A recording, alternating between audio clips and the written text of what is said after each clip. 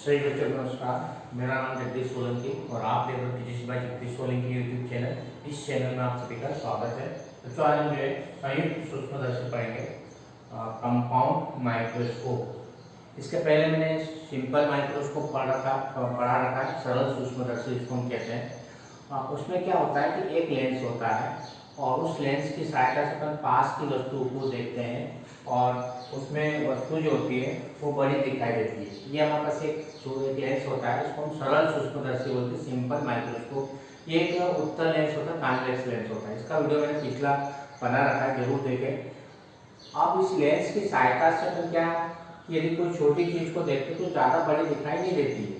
तो इस समस्या का हल करने के लिए हम क्या करते हैं, संयुक्त सूक्ष्मदर्शी का उपयोग करते हैं कि बहुत बारीक चीजें, बहुत छोटी चीजें, माइक्रो है, माइक्रो मतलब सूक्ष्म, बहुत छोटी चीज, उसको यदि अपने को देखना है तो सरल सूक्ष्मदर्शी की आवर्धन क्षमता ज्यादा नहीं होती, इससे हम ज्यादा बड़ी वस्तु नहीं देख सकते, छोटी वस्तु को बड़ी करके नहीं देख सकते, तो इसकी एक लिमिट होती है।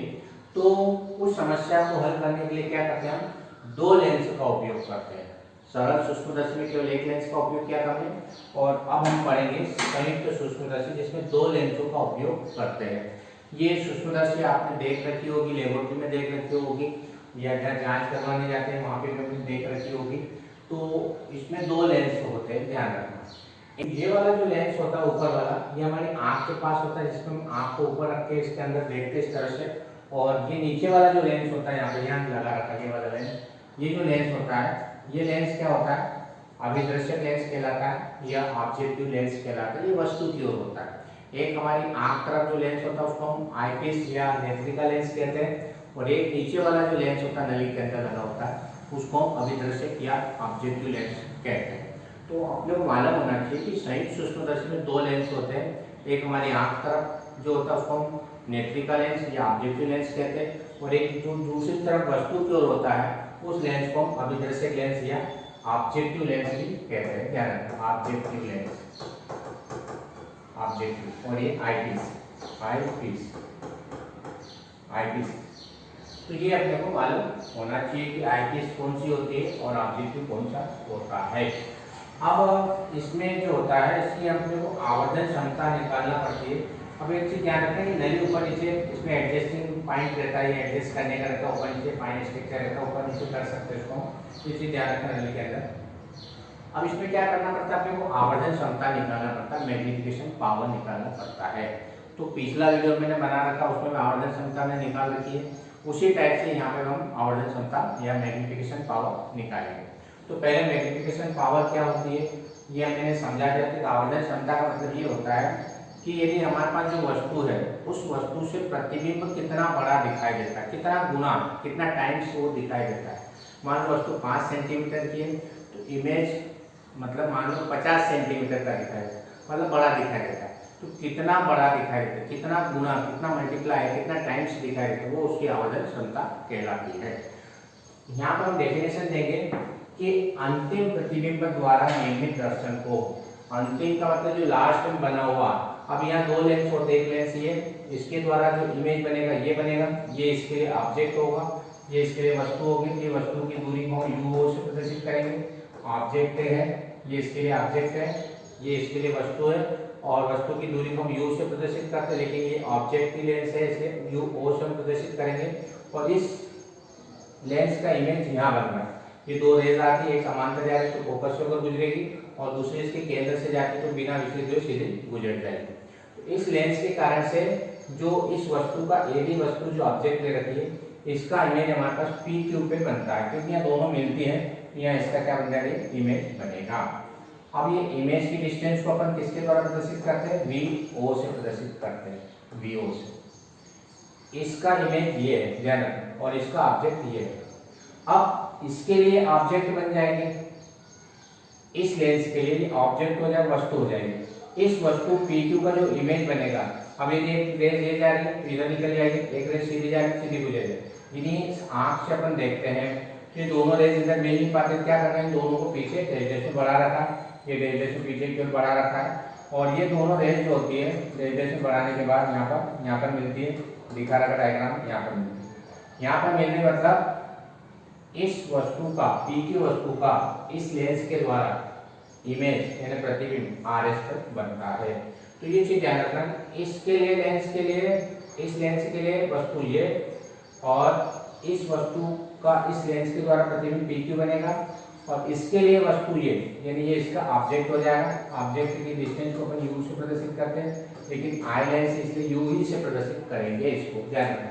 तो ये डिस्टेंस यू ही हो जाएगी, ये डिस्टेंस इसके लिए ऑब्जेक्ट है यू ओ, इसका इमेज ये बन रहा वी ओ और इसका इमेज ये यहाँ पे बनता है। तो यदि मान लो कि प्रतिबिंब स्पष्ट दृष्टि की न्यूनतम दूरी पर बने, यानी इसको v से प्रदर्शित कर सकते हैं अपन, v = d होता है, आगे अपन देखेंगे।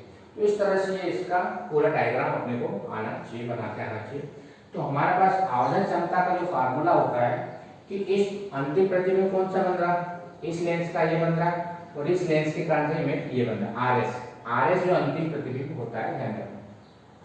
अब इसके द्वारा नेत्र का जो एंगल बनेगा वो हम बीटा से प्रदर्शित करेंगे और उसको बोलेंगे प्रतिबिंब द्वारा निर्मित दर्शन कोण।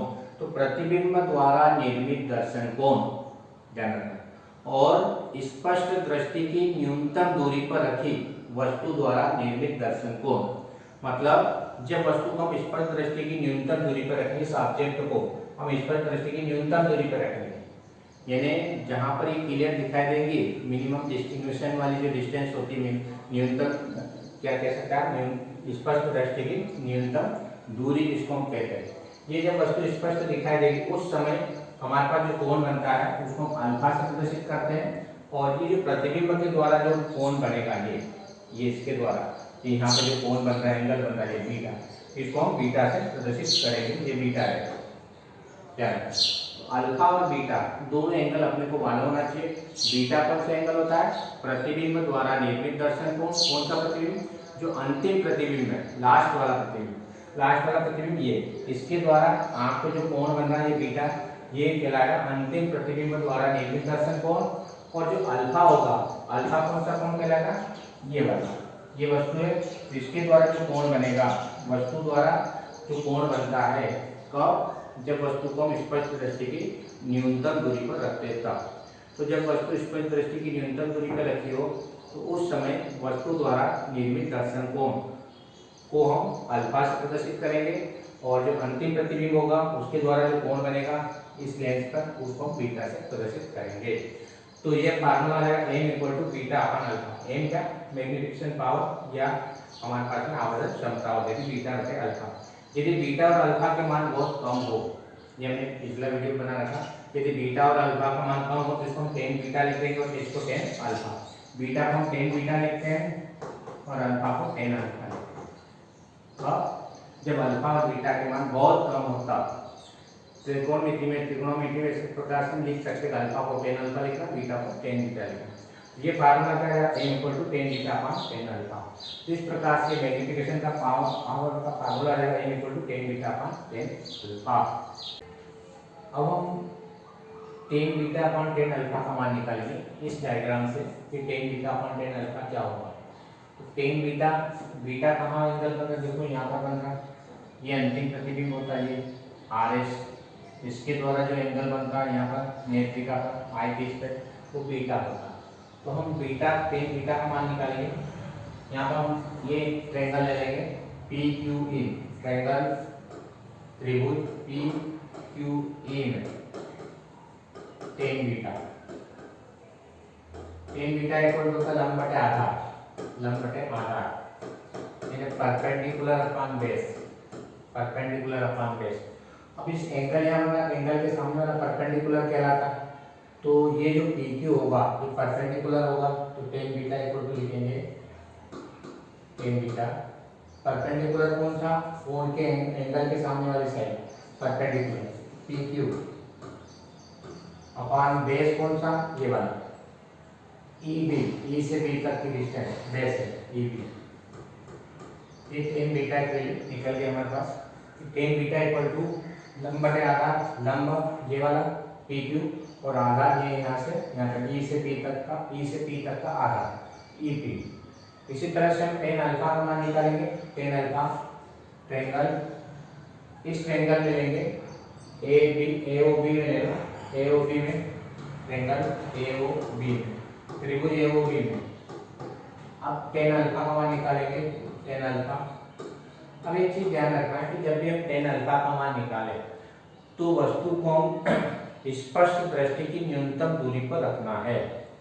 जब भी हम टेन अल्फा का मान निकालेंगे तब वस्तु को कहाँ रखेंगे, अल्फा कौन सा कोण होता है, जब वस्तु को हम स्पष्ट दृष्टि की न्यूनतम दूरी पर रखते हैं, मिनिमम डिस्टेंस पर रखते हैं, तब अल्फा होता है। अब यहाँ पर जैसे इस एंगल में अल्फा या मतलब इसके सामने वाला लंब कौन सा आ जाएगा, परपेंडिकुलर ये ए बी होगा, तो लंब क्या हो जाएगा ए बी। और जो डिस्टेंस लिखेंगे कि यहाँ से यहाँ तक की दूरी, ये कौन सी लेना है, स्पष्ट दृष्टि की न्यूनतम दूरी। स्पष्ट दृष्टि की न्यूनतम दूरी को डी से प्रदर्शित करते हैं। जैसे कि हमने यहाँ बता रखा कि ये ए बी वस्तु होती है और जब इसको अल्फा कोण बनाते हैं तो ये ओ से जो डिस्टेंस लेंगे ए बी की, वो क्या लेना है, डी लेना। डी मतलब स्पष्ट दृष्टि की न्यूनतम दूरी। तो ये चीज नोट कर लेना है, चाहे सरल सूक्ष्मदर्शी हो या संयुक्त सूक्ष्मदर्शी हो, दोनों में जब हम अल्फा का मान निकालेंगे तो अल्फा निकालते समय जो डिस्टेंस लेंगे, दूरी लेंगे, वो स्पष्ट दृष्टि की न्यूनतम दूरी ही लेना है। तो टेन अल्फा का मान तभी निकलेगा। तो टेन अल्फा का मान निकालने के लिए यहाँ से यहाँ तक की जो डिस्टेंस लेंगे, आधार या बेस लेंगे, वो स्पष्ट दृष्टि की न्यूनतम दूरी लेंगे और इसको हम क्या मानते हैं, डी मानते हैं। तो ये जो हमारे पास वैल्यू आएगी यहाँ पर टेन अल्फा की ए बी अपॉन डी। तो इस तरह से टेन अल्फा और टेन बीटा दोनों की वैल्यू हम निकाल लेंगे कि जो टेन अल्फा की वैल्यू यहाँ से यहाँ तक जो डिस्टेंस होगी वो स्पष्ट दृष्टि की न्यूनतम दूरी लेना है और उसको हम डी से प्रदर्शित करते हैं। अब ये टेन अल्फा और टेन बीटा की वैल्यू हमने निकाल ली, यहाँ वैल्यू पुट कर देंगे इक्वेशन फर्स्ट में। समीकरण एक में मान रखो, समीकरण एक में मान रखने पर उसकी वैल्यू यहाँ पुट कर दो, मान रखने पर तो एम इक्वल टू आ जाएगा हमारे पास M equal to ten beta. Ten beta क्या हो जाएगा, टेन बीटा के लिए P Q upon E P और A B upon D, A B upon D. ये इसको हम ऐसा लिख सकते हैं, ऊपर चले जाएगा P Q upon A B into D upon E P, D upon E P. इसको डी को ऊपर ले जाए, ई पी नीचे आ जाए। तो इस तरह से एम की वैल्यू हमारे पास में आ गई, यहाँ मैं लिख देता हूँ P Q upon A B into D upon E P. अब पी क्यू और ए बी की वैल्यू अपने पास ज्ञात नहीं है। तो अब ऐसी कंडीशन में क्या करते हैं, इसको मैं इक्वेशन 2 दे देता हूँ। अब यहाँ पे एक समरूप त्रिभुज बन रहा है, ये वाला और ये वाला। कौन सा त्रिभुज, ए ओ बी, एक ये ट्रायंगल और एक ये ट्रायंगल। समरूप त्रिभुज में क्या होता है कि ये एक लाइन हमारे पास है, जैसे मान लो कि बी की एक लाइन है, उस लाइन को काटती है और ये इसका परपेंडिकुलर, ये इसका परपेंडिकुलर। तो जो ट्रायंगल बनते हैं वो समरूप या सिमिलर ट्रायंगल कहलाते हैं। तो अब हमारे पास में यहाँ पर हम लिखेंगे कि त्रिभुज ए ओ बी ये सिमिलर है। इसी प्रकार से ये वाला किसके सिमिलर है, पी क्यू ओ के। ट्रायंगल ये वाला ए ओ बी सिमिलर है किसके, पी ओ क्यू के, पी ओ क्यू के, समरूप है। ये समरूप है, दोनों ट्रायंगल समरूप है। समरूप मतलब सिमिलर है, ये ट्रायंगल और ये ट्रायंगल सिमिलर है। P Q O, P Q O ये दोनों सिमिलर है। अब सिमिलर ट्रायंगल की क्या विशेषता होती है, अपने को मालूम होना चाहिए कि जो समरूप त्रिभुज होते हैं उसकी क्या विशेषता होती है। उसमें ये होता है कि लंब बटे लंब बराबर आधार बटे आधार। ये ध्यान रखना है कि इनकी संगत भुजाओं का अनुपात बराबर होता है। इन्हें अपन यहाँ याद रख सकते हैं कि लंब बटे आधार बटे आधार। इन्हें perpendicular upon perpendicular equal to base upon base, base upon base. इसको ऐसा लिख सकते हैं। अब इसका परपेंडिकुलर देखो पी क्यू, यानी पी क्यू लिख दिया, पी क्यू। इसका परपेंडिकुलर ए बी, इसका परपेंडिकुलर इस ट्रायंगल का परपेंडिकुलर ये था और इसका परपेंडिकुलर ये बी इक्वल टू इसका बेस ओपी, ओपी और इसका बेस ओबी, ओबी। ठीक है, तो ये हमारे पास समरूप त्रिभुज की जो प्रॉपर्टी होती है, उसका गुणधर्म होता है कि उसके अनुसार दो यदि समरूप त्रिभुज होते हैं तो उनकी संगत भुजाओं का अनुपात बराबर होता है, उनका रेशो इक्वल होता है कि लंब बटे लंब बराबर आधार बटे आधार, बेस अपान बेस। तो ट्रायंगल, इसका लंब कौन सा है, इस ट्रायंगल का PQ, और इसका ट्रायंगल कौन सा है AB, तो PQ अपान AB। इसका बेस कौन सा है OP अपान OB, इसका OB है बेस। तो इस तरह से PQ upon AB equal to OP upon AB की वैल्यू हमारे पास निकल आई है। तो यहाँ हमने PQ अपान AB, यहाँ PQ अपान AB, तो इस PQ अपान AB, ये हमारे पास PQ अपान AB का जो वैल्यू है हमारे पास, यहाँ मैं इक्वेशन ये वाली पीछे वाली इक्वेशन लिख लेता हूँ कि M इक्वल टू हमारे पास में क्या आ रही है, M इक्वल टू आया था PQ upon AB into D अपान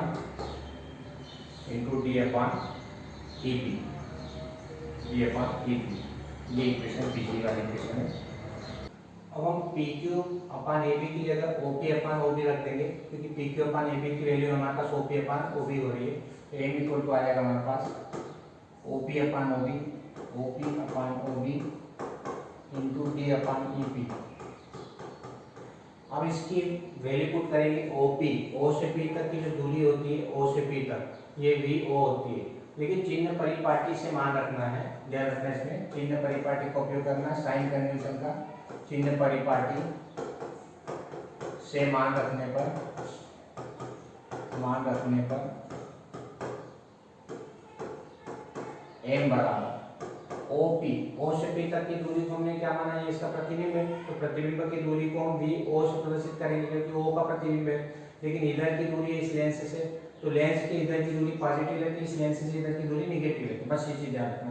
तो VO को हम पॉजिटिव लेंगे, VO पॉजिटिव। OB, O से B तक की दूरी देखो, O से B तक की दूरी इधर है, इस लेंस से इधर की दूरी, तो इसको हम माइनस में लेंगे, माइनस UO। लेंस की इधर की दूरी माइनस होती है, लेंस की इधर की दूरी प्लस में होती है, बस ये चीज ध्यान रखना, ये चिन्ह परिपाटी होती है। D मतलब स्पर्श दृष्टि की न्यूनतम दूरी की, वस्तु को हमेशा इधर ही रखते हैं, इधर वस्तु नहीं रखते, तो स्पर्श दृष्टि की न्यूनतम दूरी भी इधर ही रहेगी, इसको माइनस D से प्रदर्शित करेंगे, माइनस D। EP, E से P तक की दूरी देखो, E से P तक ये इस लेंस की इधर की दूरी, इस लेंस की इधर की दूरी यदि हो तो नेगेटिव, ये माइनस UE हो जाएगा, माइनस UE, क्योंकि ये UE डिस्टेंस होती है UE। ये माइनस से माइनस कैंसिल हो जाएगा, तो हमारे पास फाइनल आंसर आ जाएगा माइनस VO अपान UO इंटू D अपान UE। इसको इक्वेशन थर्ड दे देते हैं। अब इसमें दो स्पेशल केस होते हैं। पहला वाला जो केस होता है, जब प्रतिबिंब स्पर्श दृष्टि की न्यूनतम दूरी पर बने, पहला केस देखेंगे, केस फर्स्ट, जब प्रतिबिंब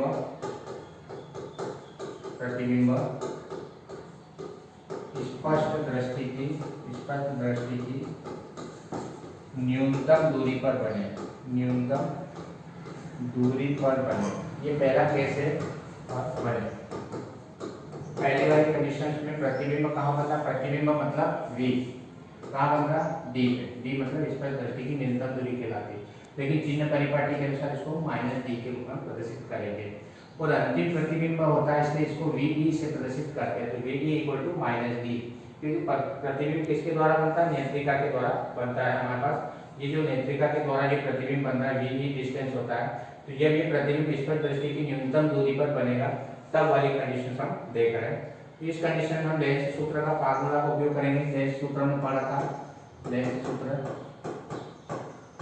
1/f equal to 1/v minus 1/u, ये लेंस सूत्र होता है। इस लेंस सूत्र को नेत्रिका के लिए लगाएंगे, आई लेंस के लिए लगाएंगे, AP से प्रदर्शित कर देते हैं इसको हम, तो 1/f equal to 1/v minus 1/u। अब एक चीज ध्यान रखना कि ये उत्तल लेंस होता है, नेत्रिका लेंस उत्तल लेंस है, इसलिए उत्तल लेंस की फोकल दूरी, ये उत्तल लेंस होता है और उत्तल लेंस की फोकल दूरी हमेशा पॉजिटिव होती है, इसलिए फोकल लेंथ को पॉजिटिव के द्वारा प्रदर्शित करेंगे। 1/f इक्वल टू, ये पॉजिटिव है, UE की जगह माइनस D रख देंगे, माइनस D, और UE का मान देखो, UE का मान निगेटिव में आएगा, क्यों, क्योंकि UE इस लेंस की इधर की दूरी है, तो इसको हम निगेटिव में रखेंगे, निगेटिव माइनस UE, ये माइनस माइनस प्लस हो जाएगा, 1/f equal to minus 1/d plus 1/UE। अब एक चीज ध्यान रखना है इसमें कि हमारे पास जो M का मान आया था माइनस VO/UE, D/UE आ रहा है यहाँ पर, तो D से हम दोनों पक्षों में गुणा कर देंगे, ताकि मान हम पुट कर देंगे। तो दोनों पक्षों में डी से गुणा कर देंगे। तो यहाँ पर हम क्या लिखेंगे, दोनों पक्षों में डी से गुणा करने पर, दोनों पक्षों में डी से गुणा करने पर, दोनों पक्ष दोनों साइड में डी से मल्टीप्लाई कर दो। तो यहाँ डी अपान एफ हो जाएगा, D upon F equal to minus D by D, minus D upon D plus D upon U, D upon U. इस डी से डी कैंसिल हो जाएगा, तो D upon F equal to minus one plus D upon U. इस minus one को इधर ले आएंगे हम, ये हो जाएगा one plus D upon F equal to D upon U. इस तरह से डी अपान यू का मान हम निकालेंगे। और ये डी अपान यू का मान, ये हमने जो इक्वेशन बना रखी डी अपान यू 3, इस इक्वेशन में डी अपान यू का मान रख देंगे तो एम का मान ज्ञात हो जाएगा। समीकरण 3 में लिखेंगे हम, समीकरण 3 में डी अपान यू का मान रखने पर, डी अपान यू का मान रखने पर तो हमारे पास फाइनल आंसर क्या रहेगा, M equal to minus V O upon U. ये तो लिखा हुआ था डी अपान यू की जगह, देखो ये minus V O upon U लिखा हुआ है इंटू डी अपान यू। तो ये डी अपान यू की जगह हम क्या लिखेंगे, डी अपान यू की जगह 1 प्लस एफ अपान 1 प्लस डी अपान एफ। तो इस तरह से ये हमारे पास आवर्धन क्षमता का सूत्र निकल आएगा, था जब प्रतिबिंब स्पर्श दृष्टि की न्यूनतम दूरी पर बने।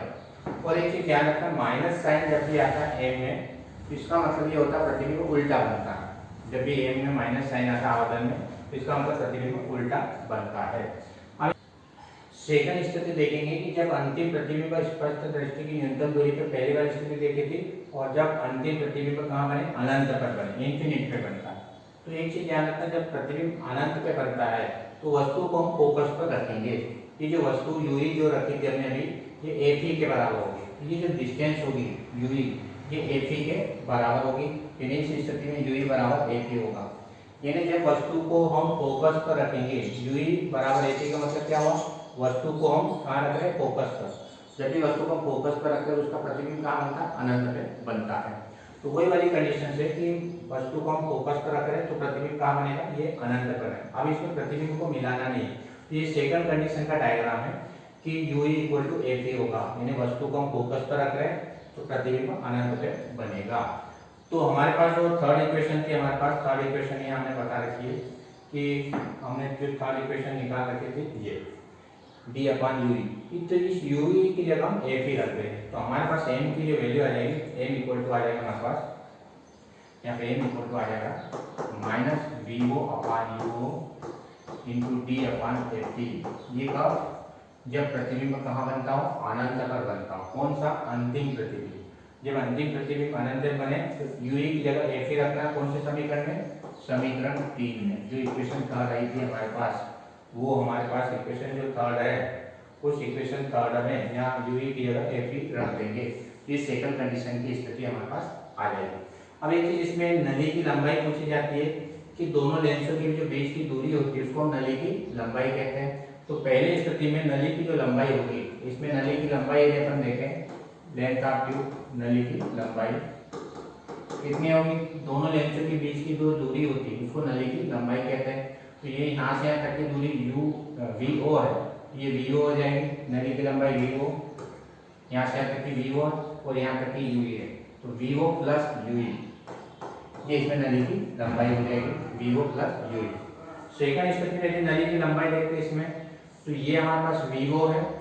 इस स्थिति में जब अंतिम प्रतिबिंब अनंत बने, तो ये वी ओ है, वी ओ प्लस ये वाली जो दूरी होगी ये एफ ई के बराबर होगी, एफ ई। तो सेकंड स्थिति में नली की जो लंबाई होगी, नली की लंबाई का जब प्रतिबिंब कहाँ बनता हो, अनंत पर बनता हो, अंतिम प्रतिबिंब, तब नली की लंबाई पूछी जाए तो V O plus F E. नली की लंबाई का मतलब दोनों लेंसों के बीच की दूरी को हम नली की लंबाई कहते हैं। तो ये दोनों लेंसों के बीच की दूरी कितनी होगी, यहाँ से यहाँ तक की वी ओ है और यहाँ तक की एफ ई है। और पिछले वाले में क्या था, यहाँ से यहाँ तक की वी ओ थी और यहाँ तक की यू ई थी, तो V O plus U E और इसमें V O plus F E होगी। तो इस तरह से नली की लंबाई हम ज्ञात कर सकते हैं। यदि वीडियो आपको अच्छा लगता है तो आप इस चैनल को सब्सक्राइब करें अपने दोस्तों के साथ वीडियो को शेयर करें और बेल आइकन के बटन को प्रेस करें ताकि आने वाले वीडियो की नोटिफिकेशन आपको पहुंच जाए। धन्यवाद। जय हिंद, जय भारत, वंदे मातरम।